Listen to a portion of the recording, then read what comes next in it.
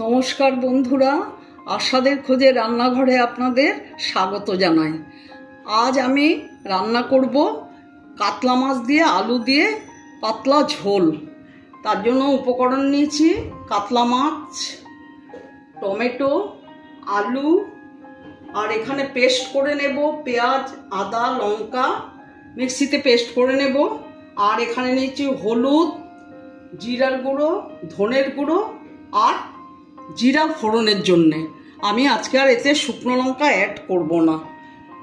আমি এখন মাছগুলো ভেজে নেব, গ্যাসটা অন করছি। তার মধ্যেই মশলাটা পেস্ট করে নেব।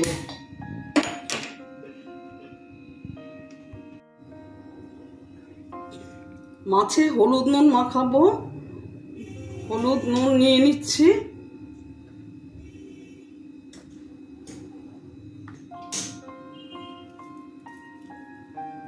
এর মধ্যে আমি মশলাটা পেস্ট করে নিয়েছি।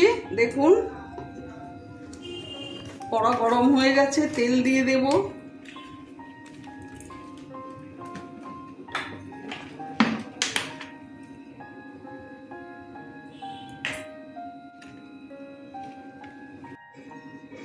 তেল গরম হয়ে গেছে, মাছ ছেড়ে দিচ্ছি।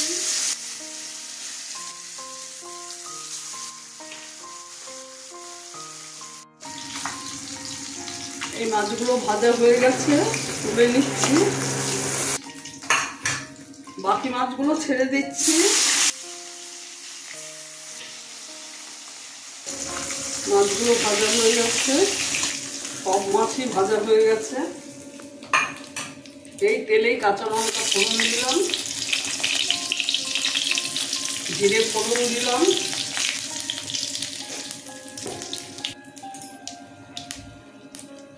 লঙ্কা, পেঁয়াজ, আদা ছেড়ে দিলাম।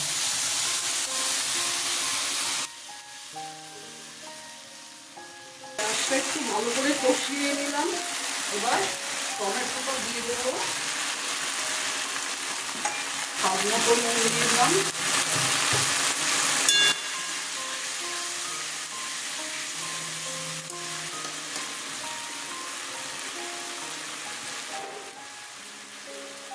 এক চামচ হলুদ, এক চামচ জিরের গুঁড়ো, এক চামচ ধনের গুঁড়ো দিলাম।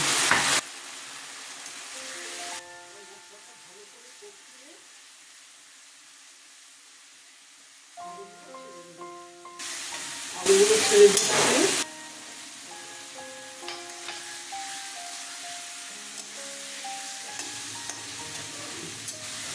মশলা কষানো হয়ে গেছে, এবার জল দিয়ে দেব।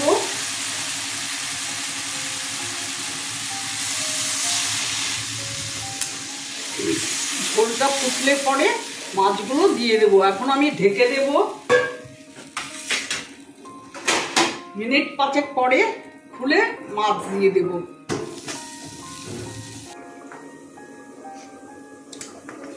ঢাকনাটা খুলছি, ঝোল ফুটে গেছে। এখন মাছ দিয়ে দেব।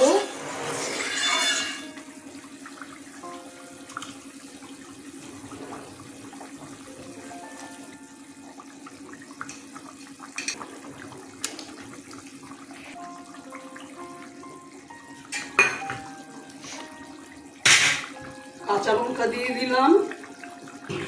আবার ঢেকে দিচ্ছি। 2 মিনিট পর ঢাকনাটা খুলে দেখবো হয়ে গেছে কিনা। 2 মিনিট পর ঢাকনাটা খুলছি।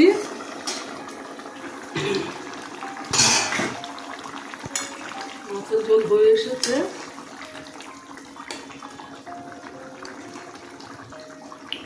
আলু সেদ্ধ হয়ে গেছে।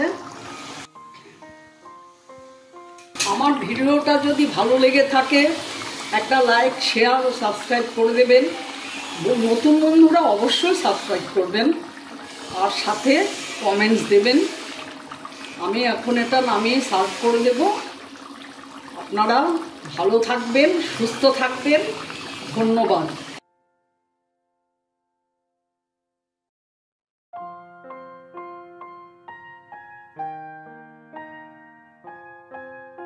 কিছুক্ষণ পর ঢাকনাটা খুলছি।